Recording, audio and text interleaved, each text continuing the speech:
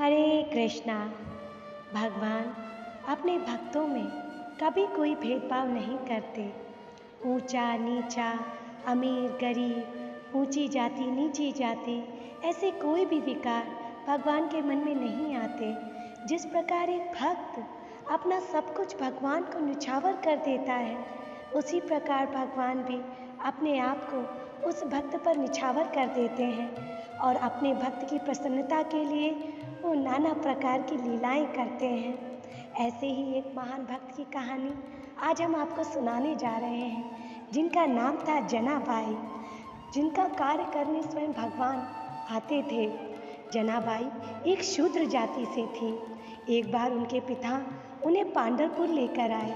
वहाँ उन्होंने विट्ठल देव के दर्शन किए, जो कि कृष्ण का ही रूप है। जैसे ही जनाबाई ने विट्ठल को देखा, वो अपनी सुध-बुध खो बैठी और विट्ठल विट्ठल रटने लगे।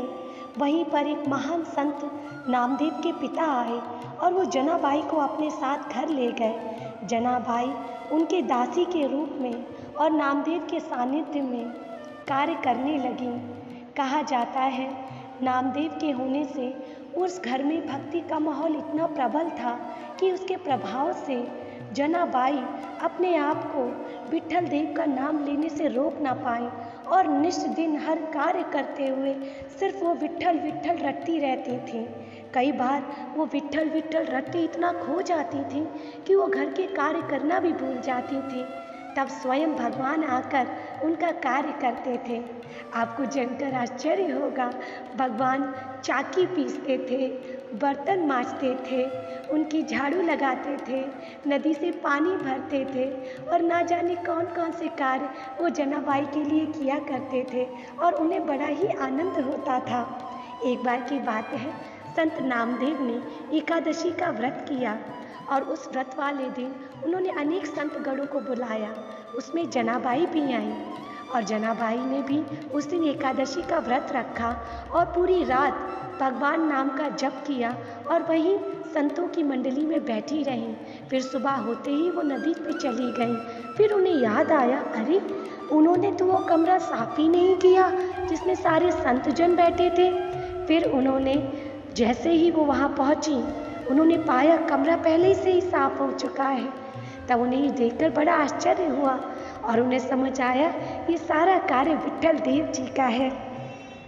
ऐसी ही एक कथा आती है, जनाबाई की ख्याति दूर दूर तक फैलने लगी।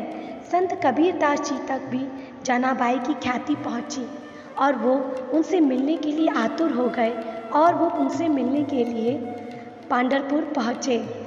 जैसे ही वो पांढरपुर पहुँचे, उन्होंने कुछ महिलाओं को लड़ते देखा और उसमें से एक महिला बहुत ज़ोर ज़ोर से चिल्ला रही थी। फिर कबीरदास जी उनके पास गए और पूछा, आप लोग क्यों लड़ रहे हो? तो एक औरत ने कहा, ये अपने कंडों के लिए लड़ रही है, हम तो अपने कंडे दे ही रहे हैं, कह रहे तुम्हें जो चाहिए ले लो, फिर भी कहती है कि हमें तो सिर्फ मेरे कंडे चाहिए, मुझे तो सिर्फ मेरे ही कंडे चाहिए। तो उन्होंने कहा, ये औरत कौन है? बोले ये जना है, जना। बोली जना? संत जनाबाई?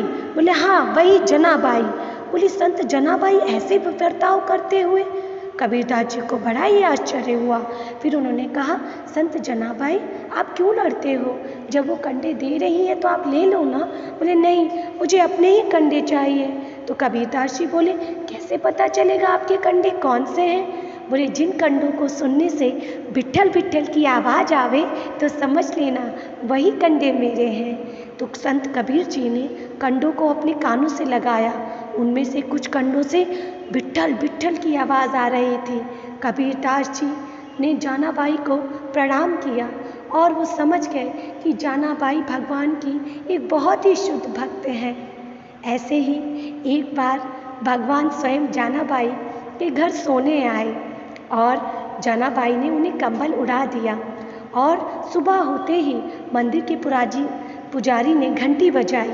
जैसे ही मंदिर में घंटी बजी, वैसे ही भगवान जना के घर से भागे और अपने गहने वहीं छोड़ गए, पर जो जना का कंबल था वो अपने साथ ले गए।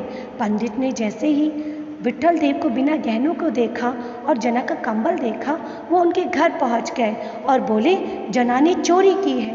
उन्होंने विट्ठल देव के गहने चुराए हैं। जना ने कहा मैंने ऐसा कुछ नहीं किया।